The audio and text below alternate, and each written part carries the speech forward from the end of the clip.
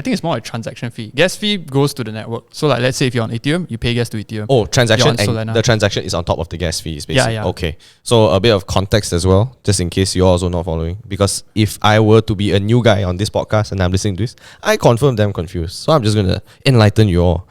When you transfer your coin to another coin, there is going to be something called a gas fee. So a gas fee is kind of like a percent that changes every fucking like minute. A bit lah. Oh, yeah. At this point, like I tried buying Axie Infinity shit, but long story lah. Okay, so basically, right, I just wanted to see how fast the gas fee would change because it can change a lot, and really fast. I give you a simple example. If I were to transfer 10 ringgit for my own account to Andrew's account in ringgit, this gas fee in Maybank can be 1 ringgit, but at the same time the next minute it can be 5 ringgit. That's right. It can be 10 ringgit. It can match the same amount of money you are sending. So basically, or more. Sometimes. or more. Yeah. So if I send 10 ringgit to Andrew, I could end up spending like 50 ringgit or for free. Correct. Sometimes it's zero also. Yeah. So to me, this is like, what the fuck is going on? How does the gas fee change all the time? Yeah. And isn't this so crazy how like you have to use this in the future if it's in full use, It is so inconsistent. And I think that's the fear people have, when it comes to decentralized finance. Yeah. Because it's so inconsistent and I cannot make a transaction when it's needed because it's ridiculous if I have to make this transaction. It is not worth my money. Correct. So, on top of this gas fee, MetaMask also takes a cut. Correct. So, you could end up spending a lot more. Yeah, to I just think transfer. MetaMask, the cut is so negligible though. It's like every time I transfer, I don't see it like pinch. Not like gas fees. Gas fees really like Gas fee can Gas fees feel. hurt. gas fee hurts.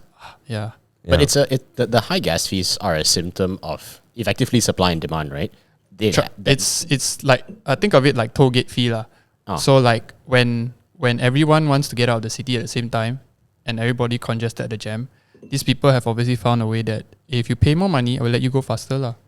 Like a toll system. It's lah. a Like priority you can system. take Federal Highway if you want, but then like which have no toll, it gets stuck there. Or you can take MPE lah. And you take MPE, you obviously have to pay more lah. Pay like more. The faster you want, the more you pay lah. Okay, so now the follow-up question is, Yeah, where does the gas fee go? Because okay. this, I bet people also never even like, people like, wait, so this fucker take all my money, where the money go? And who is this fucker? Kononia, you say decentralized. That's why. So maybe Correct, got middleman. So this is when we get into the meat of this entire thing. So can you enlighten us? Where does the gas fee go, my friend? Yeah, can. So right, gas fees, is actually rewards to the people who stake their Ethereum on their network to get money. Like these guys are not staking their Ethereum. Staking meaning like deposit there and expect some form of interest. So they're already expecting the interest. It's like a flywheel lah. Like these people pay gas fees. It goes to these people who put their Ethereum. Then you're wondering like, why they need to put their Ethereum there? I mean, like they can put anywhere else get money also, right? They can sell Ethereum and just earn money. Why I want to park my Ethereum there? Well, one is because maybe they bought Ethereum at a very good price. They don't want to sell it, and they want to earn even more passive income. They don't want to just let go of one-time trade. Then like how to recreate that wealth, right? They think like, okay, I can stack more lah. Like my Ethereum can earn me more money. That's one lah. But this is touching a bit more to blockchain theory, which is, I hope this doesn't get too complicated. I'll try to simplify it, right? It's okay. We're here, man. Don't worry about it, It's man. basically the mechanism of staking your Ethereum on the network, you're verifying the transactions that go on in the blockchain. Okay. Because like remember we said that data lives. It's like it's like internet. The data lives there, right? So like your finance data, transaction data is all there. But like that, anyone can make up a transaction, right? Anyone could say like, hey, I'm transferring like 100 million now, and there needs to be some sort of check and balance system to make sure, which is what banks do right now. That is the gatekeeper. They are the gatekeepers. Yeah. So basically, these people who are staking can be anyone, by the way. It doesn't have to Can be you. Yeah, can be you, can be me, anyone. You just stake, and then while you're staking, you're basically verifying transactions. Okay. So correct me if I'm wrong. I'm going to equate this Yeah, to perhaps an example Yeah. that lives in my simpleton mind, right? Okay. Yeah.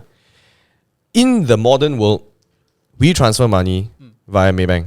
So Maybank comprises of hundreds of people who work in this huge company that make this system work.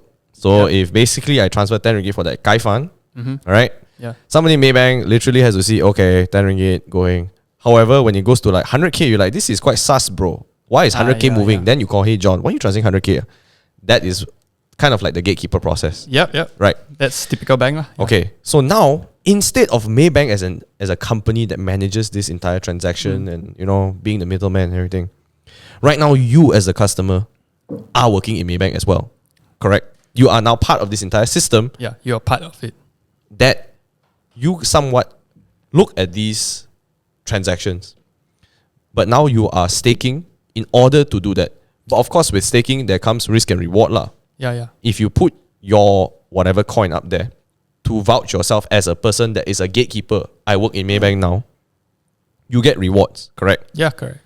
But at the same time, I am not sure what is the risk. What putting it up there. What is the risk when you act as a gatekeeper? I don't know. So like acting like a gatekeeper, staking, right?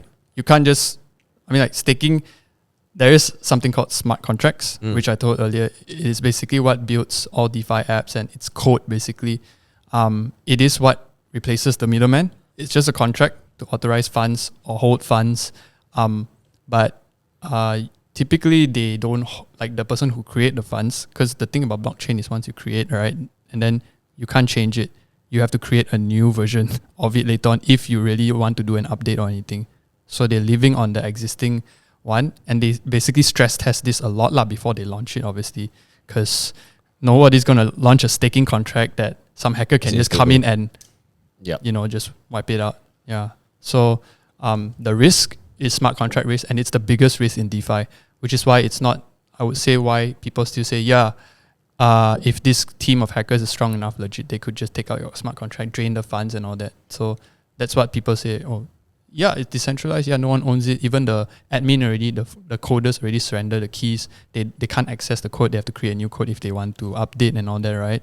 But if a hacking team actually really did test it, and if they manage to find any exploit in your code, in your smart contract, you get exploited. And there have been quite a few exploits, but it's not like something that happens every day, but it does happen. So I have to point out, like, that is the biggest risk now in this space.